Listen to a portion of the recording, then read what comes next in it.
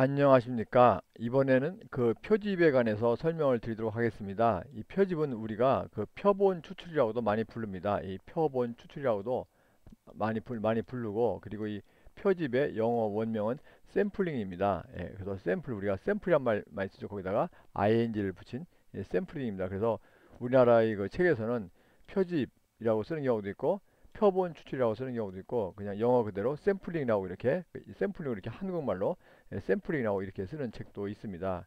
그래서 대부분의 경우에는 표집이나 표본 추출이라고 쓰는데, 제가 앞으로 얘기하면서 표본 추출을 쓸 경우에는 같은 말이라는 것을 이해해 주시면 되겠습니다. 그리고 이 표집 부분은 사회복지사 시험 출제 빈도가 비교적 높은 장입니다. 그래서 잘 알아두시기 바라겠습니다. 그래서 저희 강아지도 여기가 중요하다 그러니까 지금 비장한 마음을 가지고서 밥을 먹다가 공부하러 가는 모습이 보이고 있습니다. 약간 얼굴이 약간 긴장한 모습을 보이고 있는데 여러분들도 많이 격려해 주시기 바라겠습니다. 그럼 이 7장의 목차를 간단히 보겠습니다. 처음에 이제 다룰 내용이 표집의 의의입니다. 여기는 뭐 간단합니다. 그리고 두 번째가 표집의 개념과 용어인데, 즉 그 표집과 관련된 용어를 설명을 하고 있습니다. 그래서 여러분들이 처음에는 생소해서 약간 용어가 이해하기 어려울 수 있는데 잘만 좀 이렇게 이해하면 어렵지가 않습니다. 그래서 이 2절에서 매년 시험 문제가 한 문제 정도 출제가 되고 있습니다. 그리고 다음에 표집 방법인데 여기는 상당히 쉽습니다. 그렇지만 여기에서도 매년 한 문제 정도 출제가 되고 있습니다. 여기는 쉬우니까 걱정하지 않으셔도 됩니다. 다음 이제 4절이 표집 오차와 그 표본의 크기인데 여기서는 보통 한 1, 2년 아니면 2, 3년 만에 한 문제 정도 출제가 되고 있는데, 이 뭐 표본의 크기 경우에 약간 좀 문제가 어렵게 나오는 해도 있었습니다. 그래서 그렇게 어렵진 않은데 표본의 크기와 관련된 문제가 어느 경우에는 약간 좀 어려울 수도 있으니까 너무 긴장하시는 마시고, 내가 어려우면 딴 사람도 어려우니까 마음 편하게 지내시면 될 것 같습니다.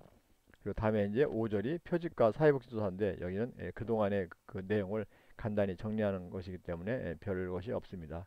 그래서 여기서는 그 2, 3, 4 여기에서 첫 문제가 뭐 두 문제 내지 네 문제, 보통 매년 한 2.5문제나 세 문제 정도 출제가 된다고 보시면 될 것 같습니다. 그럼 이제 첫 절인 그 표집의 의의를 설명을 드리겠습니다.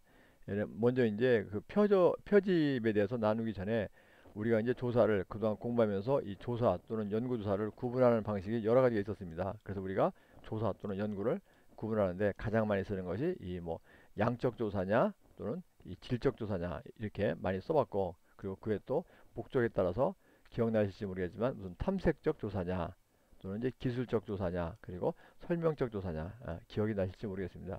이렇게도 구분했고, 또 시간에 따라서 이 횡단 조사냐 이 종단 조사냐 이렇게 구분을 했습니다. 그래서 하여튼 간에 조사의 형태, 즉 조사를 구분하는 그 형태가 여러 가지가 있는데 그 중에 하나가 바로 이제 뭐냐면 이제 여기 나오는 것처럼 이저 전수조사하고 전수조사하고 이 표본조사로 구분하는 방식입니다.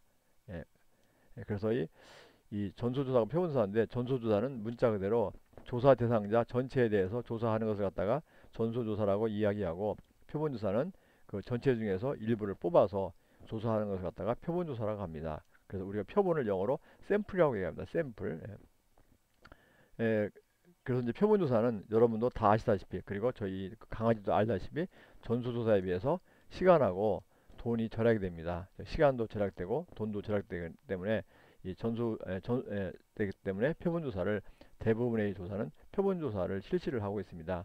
이 전수조사는 시간도 많이 들고 비용도 많이 들기 때문에 국가가 하는 그런 경우에 실시하는 경우가 많습니다.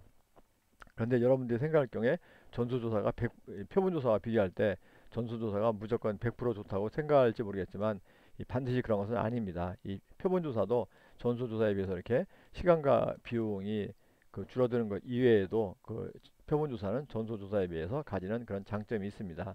그래서 이 전수조사의 경우에는 지금 저희들이 배우는 표집을 하지는 않지만 이 그 표집과 관련이 없는 오차를 겪을 가능성이 있습니다. 그래서 여하튼간에 여러분들이 이 조사를 이렇게 전수조사와 표본조사로 구분한다. 그리고 전수조사는 모든 대상자를 조사하는 것을 전수조사라고 하고, 이 표본조사는 그 대상자의 일부를 뽑아서 조사하는 것을 표본조사라고 한다. 이렇게 이제 이해를 하시면 되겠습니다. 그러면 이제 표집이 뭐냐면 이제 그 모집단의 일부인 표본을 추출하는 과정을 갖다가 표집이라고 이야기를 합니다. 여기 써 있습니다. 예, 그럼 이제 우리가 뭐냐면 이렇게 이제 모집단이 있습니다. 모집단인데 예를 들어서 이제 지금 만약에 여기가 대전인데 만약에 대전의 지금 인구가 150만이라고 쳐봅시다. 그럼 대전 인구가 150만인데 제가 이제 그 어떤 것을 조사합니다. 조사할 경우에 이 150만 명을 전체를 다 대상으로 조사하면 그것이 전수조사가 되겠죠. 그런데 150만 명을 다 조사하기가 뭐하니까 이 중에서 이제 1000명만 뽑아서 조사를 합니다.